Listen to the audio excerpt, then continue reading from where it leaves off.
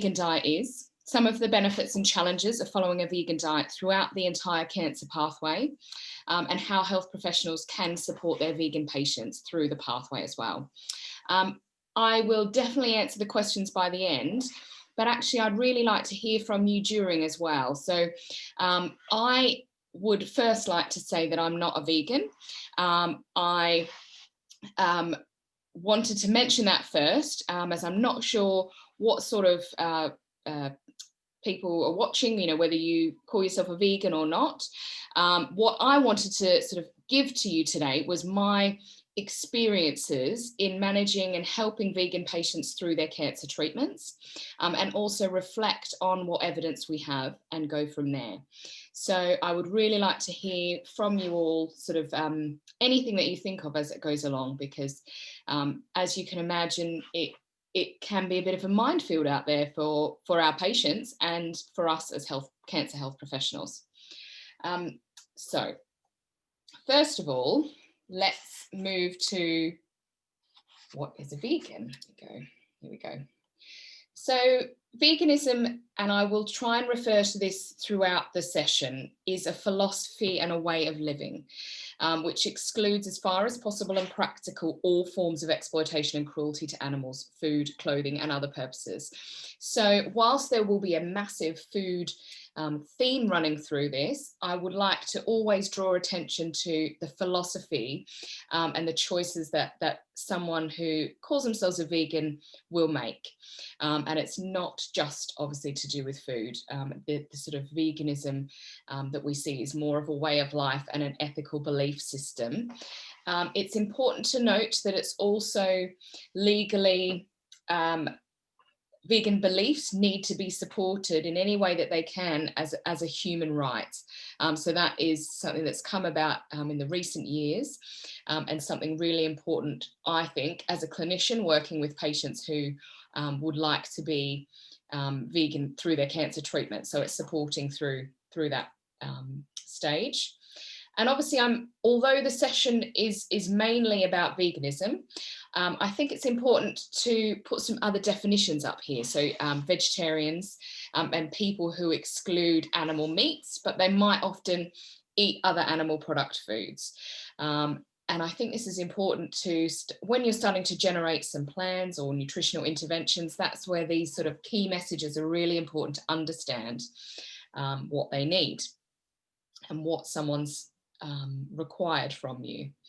So obviously this has got a big cancer push on today's session, but I really wanted to reflect back on a session that was only on last week on my NutriWeb by Heather Russell, who is one of the Vegan Society's dietitians. And she gave a really great overview of supporting a patient with sort of general needs to follow a vegan diet. So I'm not going to be sort of spurting out that information, because that's a great session that you could all catch up on. And the Vegan Society obviously have a great body of literature that can be a great place for us to all start. So I think the things that we need to think of all through the patient pathway are also, obviously, as dietitians or nutritional professionals or someone working in those kind of things. I've got a question, so that's fine. We'll hold on to that one. Nutrients are really important to make sure our patients have a complete diet.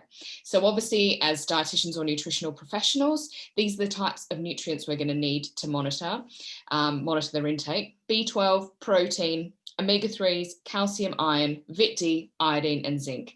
So these will sort of form one of the basis of your needs to look at a vegan patient's nutritional completion. Nutritional adequacy is the word I'm looking for. And it's really important initially, you know, in your assessments, chatting to patients in whatever sort of cancer professional way that you are, is looking at why they're following a vegan diet. So the reasons are going to be very wide, and actually starting to communicate and generate those discussions early on in interactions with a patient are really important. And I'll come to some of the reasons why that is.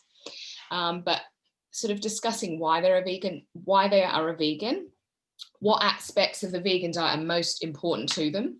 And it's around that communication and planning that can be really important to help them be supported through their treatment. So let's move on to some primary prevention. So what do we know in the evidence about primary prevention and veganism? So whilst we don't have, well, spoiler alert, we don't have much evidence on an actual vegan diet as a strict, exclusive vegan diet that would exclude all animal products. What we do know is that patients that eat more, or people that eat more grains, vegetables, fruit and beans, and limit consumption of red and processed meats have a reduction in their risk of colorectal cancer. So there's some evidence leaning towards having more plant-based foods in your diet. We also know that,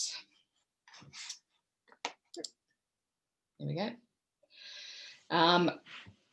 We also know there may be some links between dietary fibre and other cancers. So we know some beneficial links between those are coming about. We also know that these are sort of areas that we're really needing to research a little bit more of, but the benefits are, the body of evidence is really growing. World Cancer Research Fund have another cup coming out soon, and I think we'll obviously be able to mention that later on, but the sort of World Cancer Research evidence base will have a nice refresh coming out, and they're a really important resource for us as nutrition professionals to be able to help communicate these issues to our patients. So I think one of the big takeaway messages that I'd really like to suggest and would like your opinion on is that for cancer prevention and primary prevention of cancers, more plant-based is an option, but you don't need to be a full vegan unless it's an ethical or belief that you want to follow. So whilst we know that reducing red meats is important, it's not a full exclusion, and it's avoiding most processed or more processed meats. So it's having that balance and addressing that balance in there. So I'm hoping that that is making sense. And yes, so let's move on to a patient coming to us or to me, which is more where I'm involved in the pathway, which is at diagnosis and beyond. So I wanted to talk about initially, often with a diagnosis of cancer, it makes people think about what they might be able to do themselves. And often following an alternate diet, and I've classed veganism in this section at this stage, because most of the time, if someone's wanting to explore a change in diet at diagnosis, it's not necessarily some of the ethical or sustainability reasons that someone might choose to follow a vegan diet. So that's where those communication issues are really important to sort of, delve into and unpick why your patients might want to follow a vegan diet, where they're at in their diagnosis. So often I see people who are really wanting to hold on to something that they think may be some form of a cure for their cancer. It often sounds like it might work, and it gives people a real sense of control at a time that's really, they're really vulnerable, and it can be a bit of a struggle, and they're obviously delving into some of the, the internet, looking at things that they might need to do. What we need to be able to do is be able to address why a patient is wanting to follow these kind of routes, and help to support them. And I'll be coming to some of the ways you can support people, whatever they decide to do, which I think is important. But be confident that we do not know enough about needing to follow a vegan diet. But what we do know, especially as nutrition professionals, is the risks that come with not meeting your nutritional requirements and tolerating your cancer treatments. So I think that's sort of a big thing that I always start to address with patients when they're wanting to change their diet drastically at the start of their treatments. food obviously is so much more than just nutrition, and we know that. It's about those experiences that patients have with their families when they're allowed to. And it can really be sort of an emotional and quite a comforting role with us, especially at the moment, and moving into another lockdown. And I think, you know, being able to discuss these issues as to why someone wants to follow a new diet at their diagnosis is an important skill for nutritional professionals. And obviously at this stage, for most of our patients, we know that there's more evidence behind, like I said, nutrition adequacy, but also things like a Mediterranean style diet, which again is very heavily plant-based, but not exclusively. Thank you, Jo. I will hopefully be able to address that as we go along. So thank you. And hopefully the messages will come through.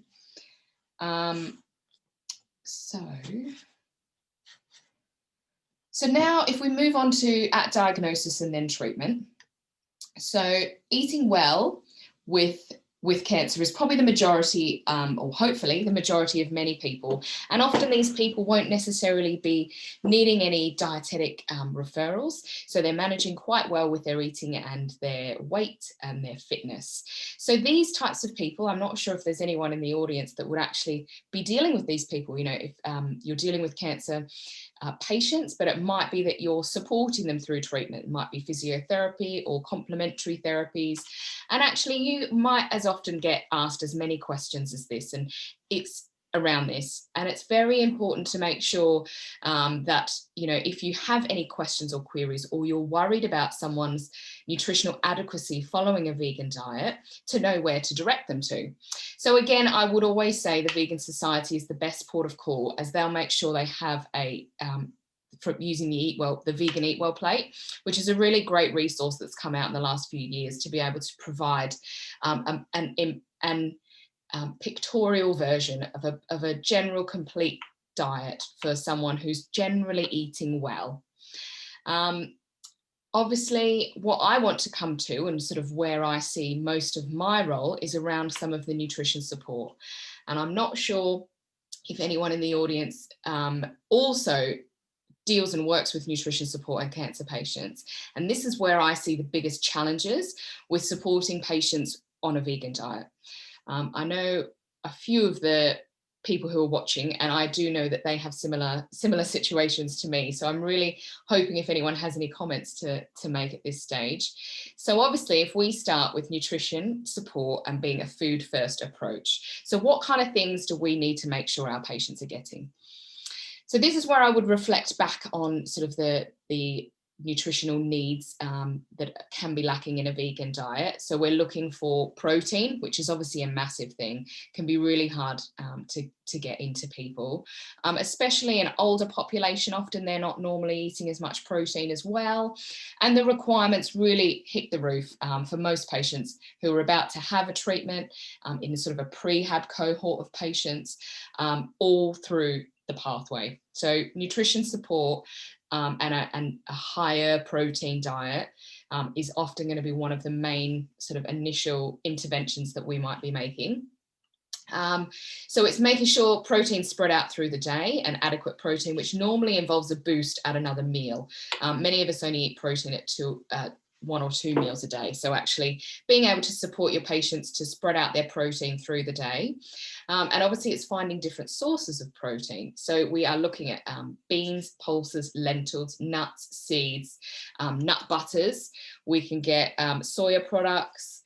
We can get corn, those kind of products as well. So being able to sort of utilize different foods and suggestions to our patients, and that's where that planning and communication really comes in key. Obviously nutrition support for energy would be probably next, which can be a little bit easier as carbohydrate foods and fats. Obviously, there's a lot more flexibility within a vegan diet to meet those needs, which is fabulous. And we're wanting things like walnut oil, olive oil. They're going to be generally the healthy fats, which I think someone was talking about omega-6 and omega-3s. So we're looking at things like walnut oil, ground linseeds. Those kind of things are going to provide some more omega-3s to our vegan population. And it might be looking at the balance of some of our patients' fats as well within the diet. Avocado and nut butters is another really good one. Yes, Joe, I agree. Joe's just mentioned something about the labeling of fats can be really confusing. And I think I would need a whole nother degree, but also session to talk about the different types of fats. But you've really raised an important issue about that, Joe. And if you have any other tips for the other members, we can talk about those as we go along. I think things like obviously nuts and seeds can be a really great way of getting a protein and energy boost for this population. And coconut cream is another really great one. I think it's important, some of the learning that I've learned over the last few months and years is around sort of the vegan alternate milks. So when we're looking to support our patients as dietitians, I know I often lean on dairy. And if someone is choosing not to have dairy for any reason, to support them, it's giving them an appropriate level of information. And actually soya is the only milk that's going to provide a comparable protein source. And many of the products on the market, just if they're organic, they're not going to be fortified with vitamin D or other vitamins. So it's really important for your patients to be checking the labels. Oat milks can be a little bit more nourishing, but they're not a protein source. And again, that's where we're really going to link in with our patients, what their needs are, so we can help them meet their requirements. Let me just make sure I've read everything. Oh, obviously there's some vegan protein powders as well. So this kind of leads me on to the oral nutrition support. So has anyone tried to find oral nutrition support products for vegans? I'll let you have a think about that. I know it was a constant battle over the years with the few very sort of strict vegan patients that I have. I'm just wondering if someone's raised their hand. Yeah, good, thank you. I didn't know you could do that. So I think you're right, that the struggle is real. And oral nutrition support, there's one product out on the market that is endorsed by the Vegan Society. I'm not going to mention names because this isn't sponsored today or anything, but it's the beginnings of many ways of supporting our vegan patients to be able to provide some oral nutrition support. I always think, though, one of the reasons why some of my patients have chosen to follow a vegan diet is because they don't want things that are processed. So they have a real mental block on being able to have things that have glucose as one of the main ingredients, which a lot of nutritional products are. And I must admit, that's one of the big barriers that I find, even with, helping to coach patients and explore these issues. It's really sad and scary that a lot of people actually have a fear around some of these ingredients. And I think whilst this is obviously a session on veganism, sometimes, and I'll come to that a little bit, the messages get quite confused. And that's why the sort of finding out and unpicking why patients are following or wanting to follow a diet is really important to help get the message clear and be able to support them. So oral nutrition support products are really, really difficult, and it might be helping patients to make their own. So whilst this is fabulous, and there are, lots of recipes out there, and we have some protein powders that are on the market suitable for vegans, like pea protein and hemp protein. So there are options out there. But for many people who may want to follow a vegan diet, there's loads of barriers, really struggling to, if you're struggling with your appetite, making things is a lot harder. So it's another barrier and another challenge that I don't know if we really have an answer for yet. But exploring these things is really important. And what about enteral nutrition? Anyone struggling with enteral nutrition?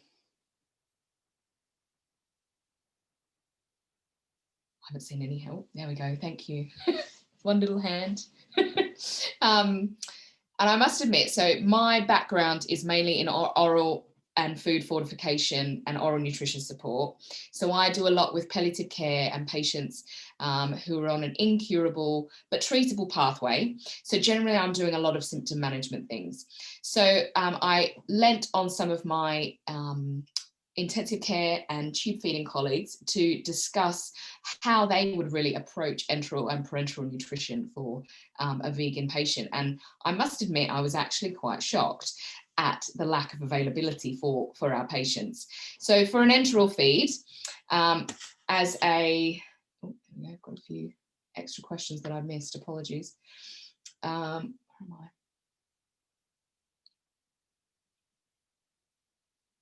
Yeah, so we had some protein powders and nut butters, add to smoothies as a good alternative. And yes, I'm definitely with that. And pea protein, unless highly refined, has high levels of raffinose. I haven't actually heard of that one. So Joe, maybe you could explain what that one is. And I think I can tell Joe has quite a biochemical background. And he's really raising some interesting issues on some of the sort of targets that we might be able to use vegan diets for. And I think we just are waiting for a little bit more evidence on some larger body sort of trials as to whether these things will really make a difference. But we do need to look at sort of fat balance and things as well for our inflammatory pathways.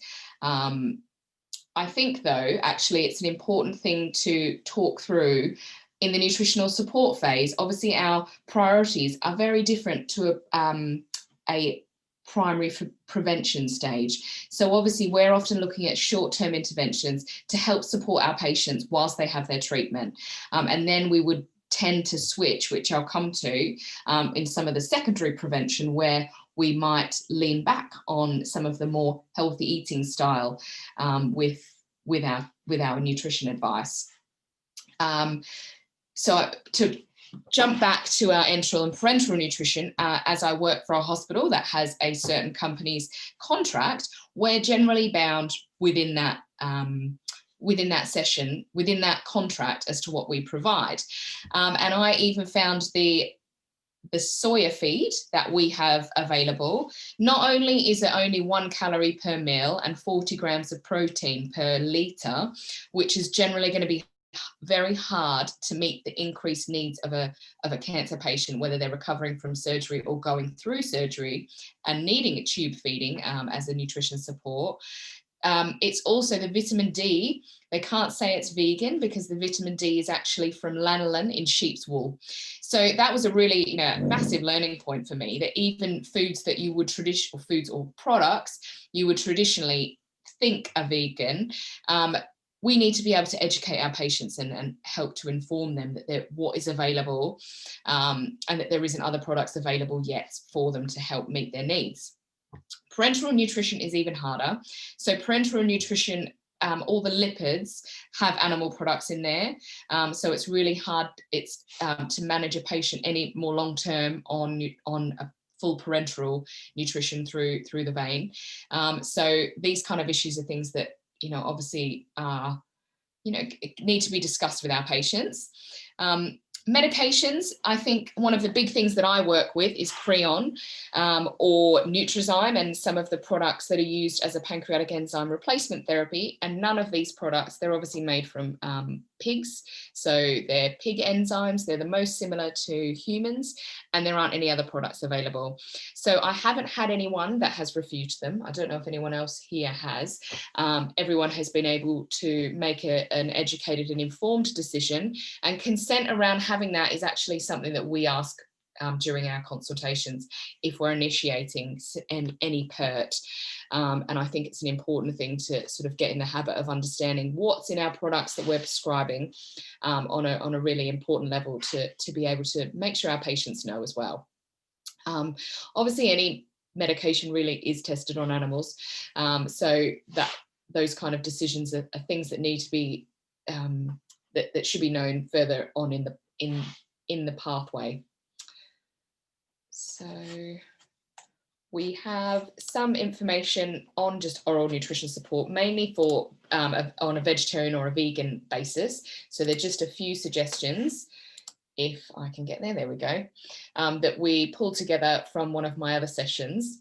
So obviously you would need to make sure you're choosing or suggesting vegan products, things that aren't oily fish. And I've just seen that I've left lean meat on there as well, so cut that out.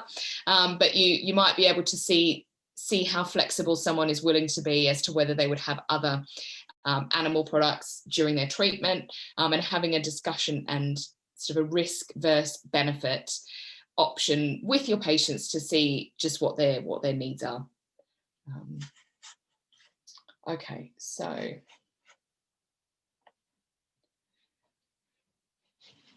Joe has mentioned that parenteral and enteral nutrition about yeast-derived products. So I'm not sure if that kind of question, sorry, something stuck in my foot, will be able to be addressed today, but we might be able to do some research on that later and see if it's a learning point to share with everybody.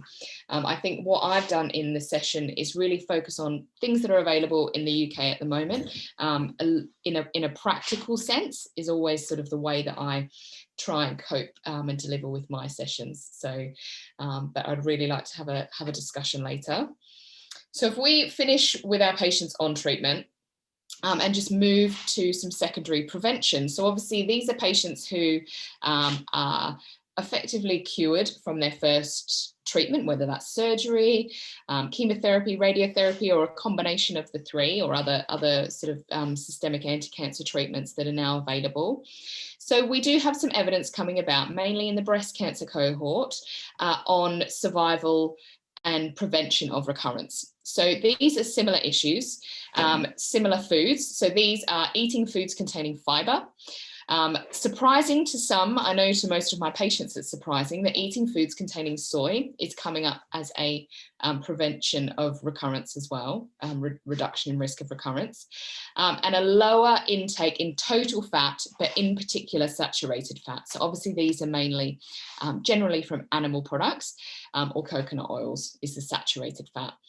So again, we have this body of evidence that's been collated by World Cancer Research Fund that is suggesting that parts of a vegan or a plant-based diet are looking to be beneficial, but again, it's not excluding some animal products. So I do like to mention that these can be really reassuring for someone who's, just wanting to follow a vegan diet for their massive health benefits, but might be struggling or fearful that if they don't follow it strictly, that they're doing something wrong.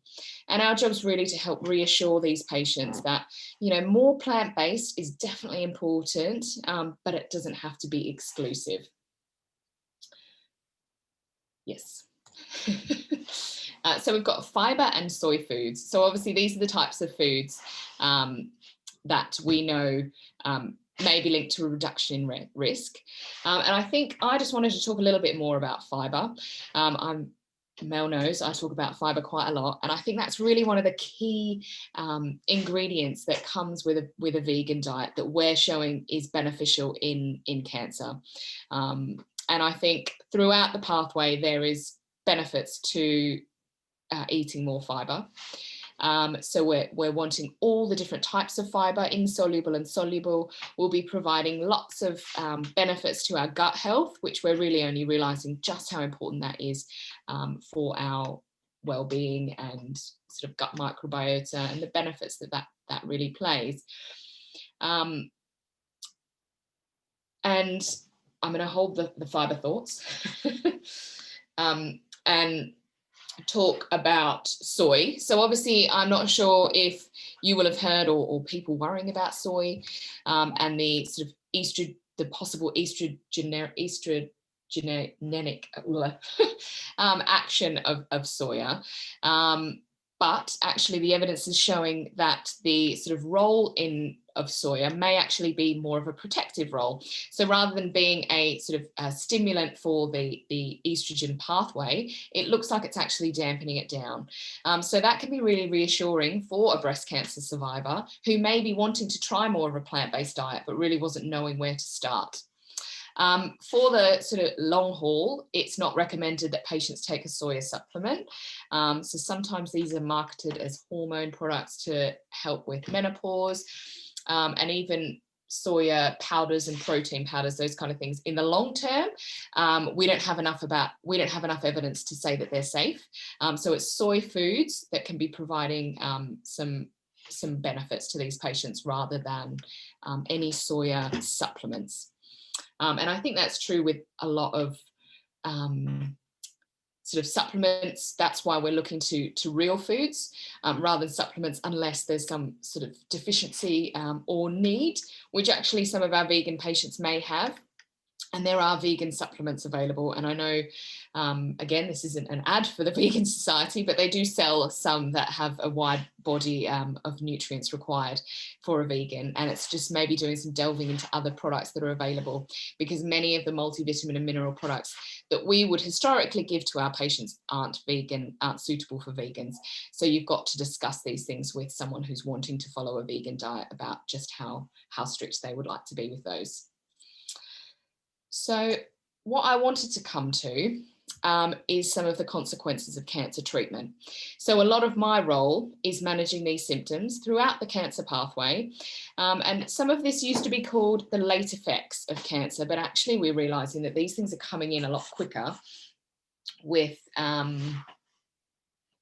yes, Julie, you're right. It is better for vegans to follow a whole food plant diet, including soy food rather than supplements, definitely. But Julie, just to finish on the soya supplements, they might need some supplementation during their cancer treatment, and the short-term benefits would need to be considered rather than the more longer-term risks of having something that they can get their protein in if it means they're going to tolerate their treatment versus not tolerating their treatment. So it's something that we do really need to think about as dietitians on an individual patient-centered way.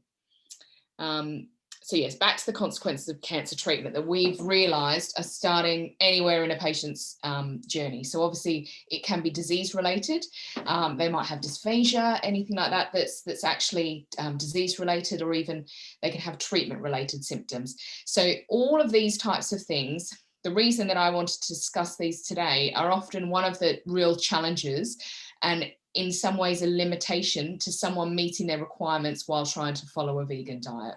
And this is really where I need to explore why and what their red flag or red lines are that they wouldn't cross to increase the balance of their diet.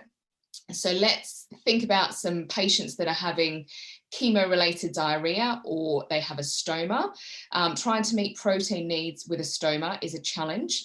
It's not impossible, but it is a big challenge. And especially if you have a high output stoma that you're trying to cope with, sometimes it's helping a patient discuss what their limitations are and whether they really want to follow a vegan diet strictly, or whether it might be causing them sort of more stress. And it's very hard to talk through these issues, and that communication is really the key.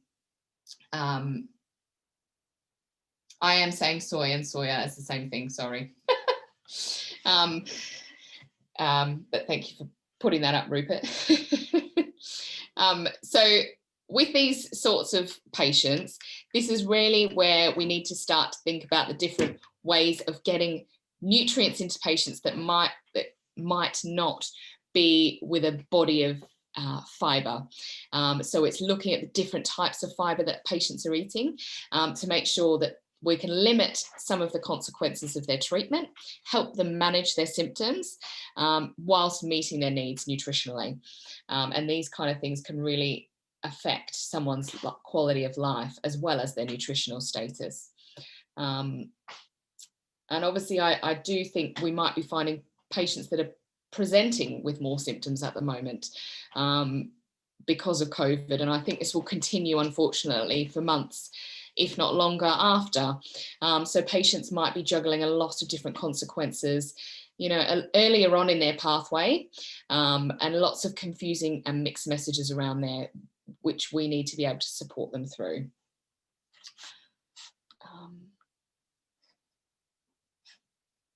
Yes, so consequence of cancer treatment. Someone's asked if one can develop diabetes. And I would say a big yes. So I see this quite a lot, and it's partly, I think, due to undiagnosed diabetes. So patients may have diabetes already. Then we aren't properly screening all of our cohort of cancer patients. Plus, we give them steroids around different treatments that could give them steroid-induced hypoglycemia. So there's lots of issues that can cause hypoglycemia for this patient group. Not so much about veganism, but I've just put all the different issues that can happen to someone on this slide, but great point. All right, so is a vegan diet beneficial to cancer treatment? So I think the answer to this is definitely it depends. So for many of our patients, following a plant-based diet is going to give them more fiber. It usually knocks off some of the more traditional animal products that they might have been eating otherwise. They're going to be getting more vitamins and minerals and plant chemicals that really can be benefit our patients, and obviously may reduce the risk of some cancers coming back. And obviously this is something that we can really sort of see what happens in the coming years and how the evidence comes out. But for some, individual nutrition support is very difficult, and we'll need to have communication and a team approach to be able to assess sort of the risk versus the benefit. And in some cases, there might even be a best interest decision if someone, you know, is so unwell that they cannot meet their nutritional needs. I know that does happen. So communication is key as early as you can within the pathway, so that we can be able to support our patients with what they need. And finally, if you're seeing patients who are really struggling with following a vegan diet more for and as an alternate diet, I think it's really important to unpick why someone wants to follow a diet, and whether it's becoming more of a disordered eating style way, which I have seen at an initial diagnosis. Patients get very obsessed and food obsessed as a way to control through their treatment, and being able to support your patients to do what they need to do and what they want to do and meet their requirements can be really important. I think we have now, it's time to do our Q&A. So I think I actually answered most of the questions, but I'm just going to go up the top and double check. So nutritional yeasts are a stronghold of a vegan diet. What do they add to the diet, and how is that beneficial during cancer? So I think that question is something that I'm not sure of. So I will be very honest. I have only seen people use nutritional yeast as a supplement product to meet some nutritional needs, but I haven't seen it as much in my patients. But it's definitely something that I will have a look into to see how I might be able to utilize that a bit better. So obviously we're looking at the fat balance and things with some people. So Joe said in high dietary omega-6 fueling inflammation, and that it may affect a immune response to cancer treatment. So obviously that's where you need to look at a general balance of nutrition and the different types of fats that our patients are eating. So it's, in my opinion, having a big variety of diet, having a variety through the diets, and making sure people are having things like walnut oil, walnuts and ground linseeds to be able to get some of those omega-3s into the balance, and then looking at other fats that they might be having in there to be able to address that balance. So I did answer most of these other ones in there. So diabetes has an extremely high component of inflammation, limiting. So this is quite and again, another biochemistry question, Joe, talking about omega-3 and omega-6 ratios.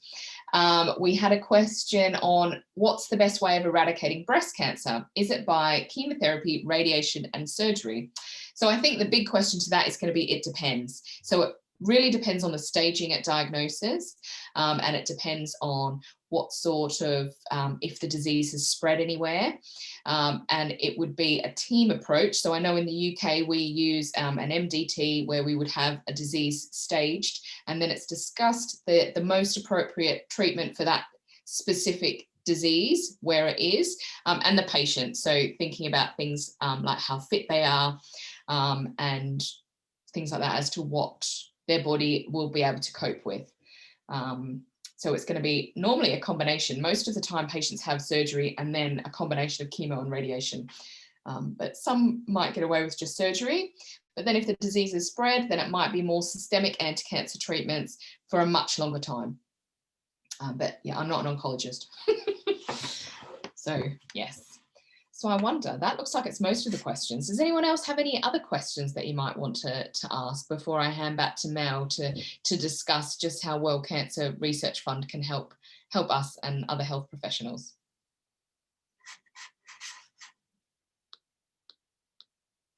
So do you think there is any food that can be avoided?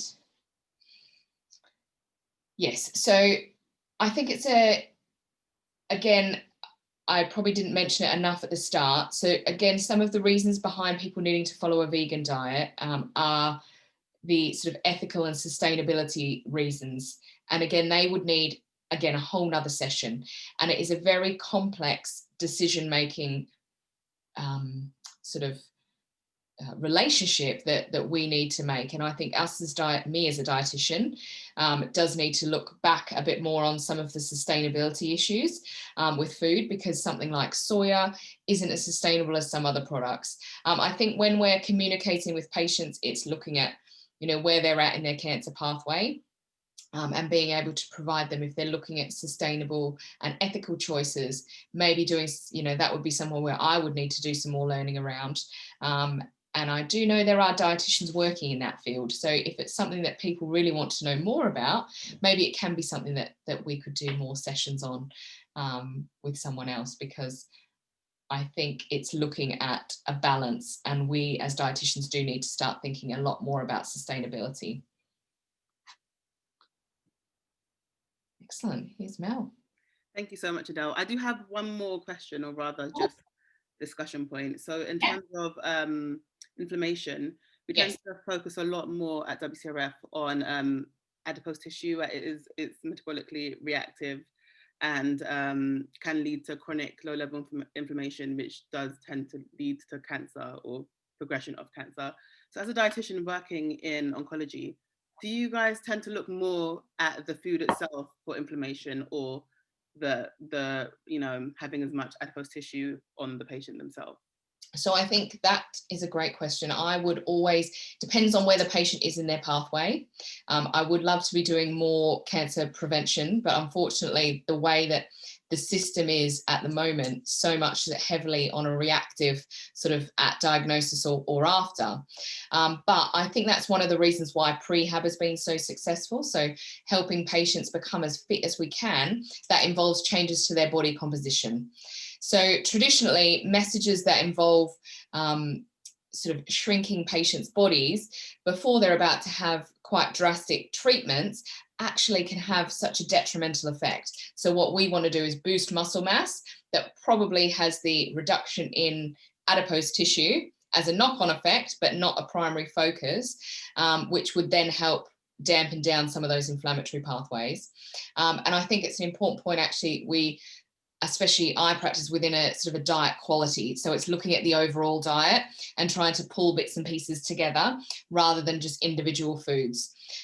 So we have a bit more evidence behind the overall quality, because when we've started to isolate nutrients, the evidence has never been as strong. So I think that's individual nature and things like that. So we've had someone ask about hazelnut milk as well. So hazelnut milk is a good hydration source, but it doesn't have any protein in it. So it's not a great protein source, but it is a good milk substitute if someone's looking for a fluid, calcium and vitamin D fortified food.